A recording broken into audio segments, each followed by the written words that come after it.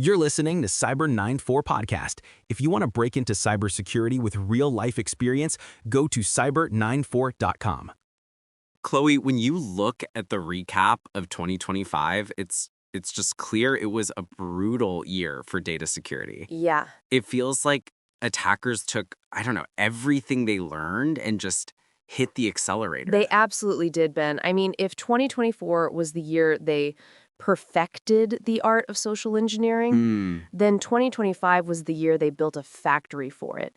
Ransomware wasn't just a threat. Right. It became the main event, showing up in nearly 45% of all breaches. And it wasn't just the what, but the how that changed. Okay. Attackers realized it's just easier to pick the lock on a partner store than to storm the castle itself. These third-party and vendor breaches just surged. Exactly. That U.S. Treasury incident tied to a stolen remote support key was a massive wake-up call. It highlighted this new reality. Your company is now only as secure as your least secure partner. Yeah. The attack surface has expanded beyond your own walls. So let's talk about the fallout. I mean, who got hit the most? Because the report paints a devastating picture for healthcare. Devastating is the right word. Wow. It's become the soft target of choice. And the Change Healthcare mega breach, I mean, that's a number that's hard to even comprehend. Oh, man. 192.7 million individuals affected. That's the largest single healthcare data breach in U.S. history. And the cost is just astronomical. Right. It's averaging over $10 million per breach in that sector. It's gone way beyond a data problem. Yeah. This is now directly impacting patient care, trust, and a hospital's ability to even function. And other sectors weren't immune. The financial industry learned that trust can be breached from the outside in. The Allianz Life attack, which hit over 1.4 million customers. Right. It didn't come from a direct assault, but from a compromised third-party cloud provider. And meanwhile, retail was fighting a battle on a totally different front. Oh, yeah? Ransomware attacks in that sector shot up 58%. Wow. This wasn't just about, stealing customer lists. This was about shutting down e-commerce sites, disrupting supply chains, and basically holding the entire business hostage. And all of this has a very human cost, right? Right. It fuels what the article calls digital distrust.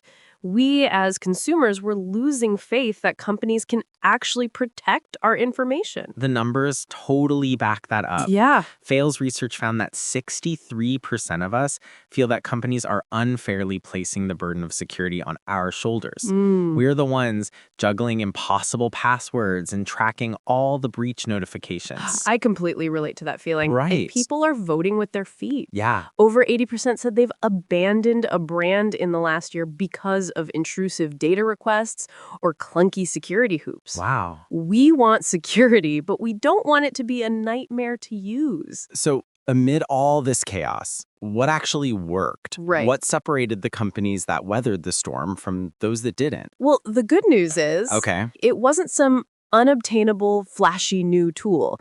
It was a return to fundamentals.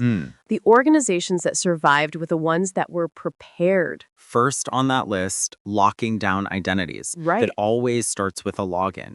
The strongest companies rolled out phishing-resistant multi-factor authentication and treated every single connection as a potential threat. And they also made speed a priority. Yeah. Attackers were weaponizing known flaws in days, not weeks.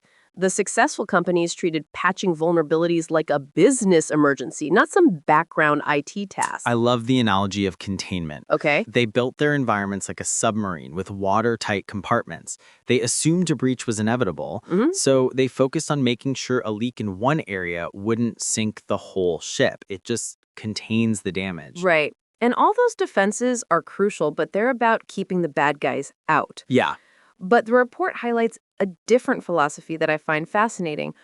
what if you assume they will get in? You're talking about devaluing the data itself. Right. Making the treasure worthless even if the thieves get their hands on it. Precisely. It's a complete shift in mindset. Mm. Instead of just building higher walls, you use technologies like point-to-point encryption and tokenization. Okay. The moment a credit card is swiped or entered online, the real data is swapped out for a useless, non-exploitable token. Exactly. So if hackers breach the system and steal a mountain of data, all they have is a pile of worthless tokens. They can't use Exactly. them, they can't sell them.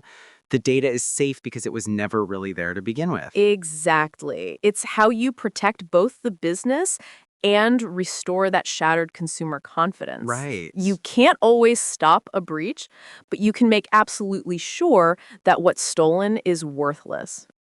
Now, here's a question we'd like you to think about. After hearing all this, how has your own trust in digital services changed? And what's one thing a company could do right now to make you feel your data is genuinely safe with them?